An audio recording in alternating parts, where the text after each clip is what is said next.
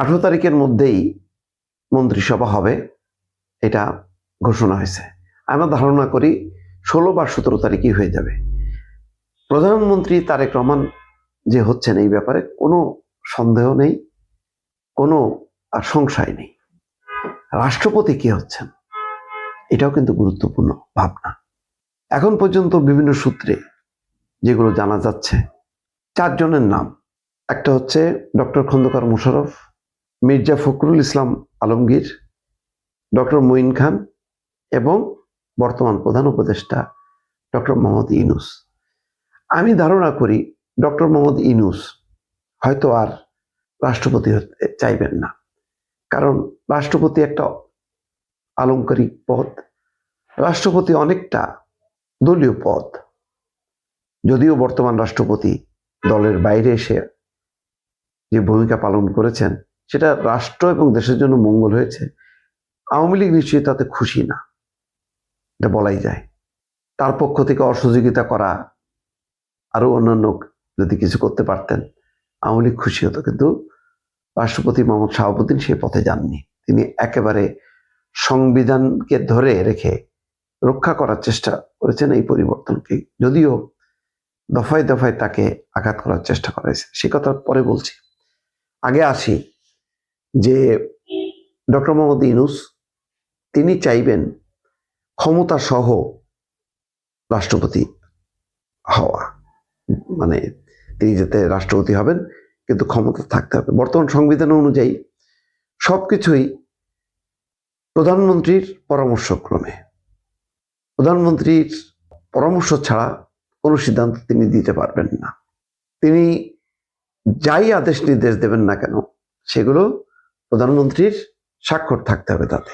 তার মানে হচ্ছে রাষ্ট্রপতির আসলে কোনো ক্ষমতাই নেই, অলংকারিক পদ বলা হয়।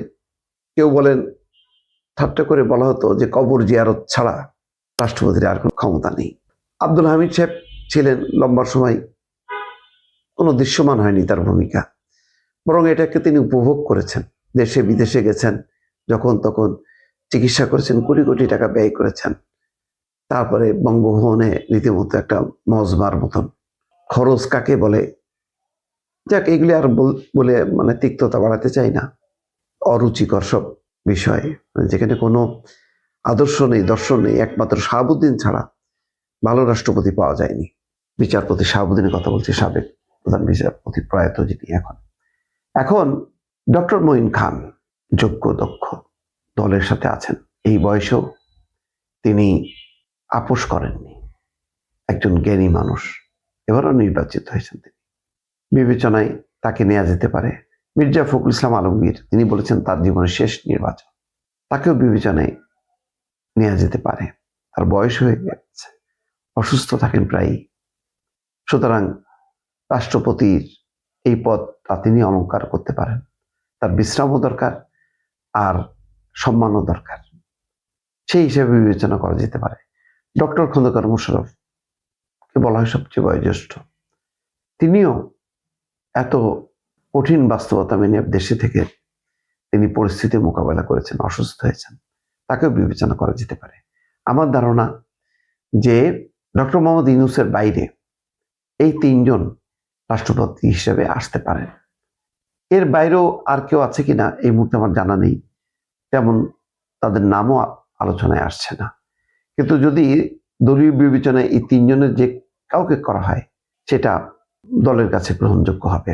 ডক্টর মোহাম্মদ ইউনূসের ব্যাপারে রিজার্ভেশন আছে বিএনপির ভেতরেই অনেকের।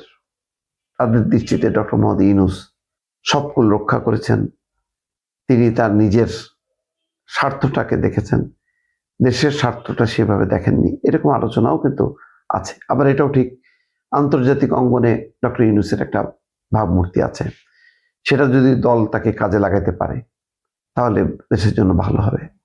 অনেকগুলো বড় বড় ইস্যু আছে, যে ইস্যুতে ডক্টর মোহাম্মদ ইউনূস যদি হস্তক্ষেপ করেন, টেলিফোন করেন বাংলাদেশের পক্ষে, সেখানে বিশ্ব নেতারা সাড়া দেবেন।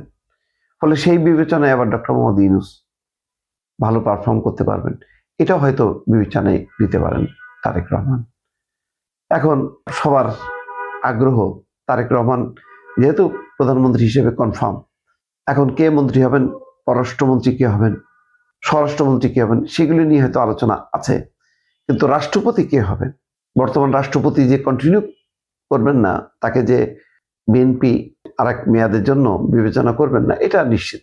কিন্তু রাষ্ট্রপতি 4 জনের মধ্যে যাদের নাম বললাম, তাদের মধ্যে কে হবেন সেটা নিয়েও হয়তো আলাপ আলোচনা শুরু হয়ে গেছে। দর্শক।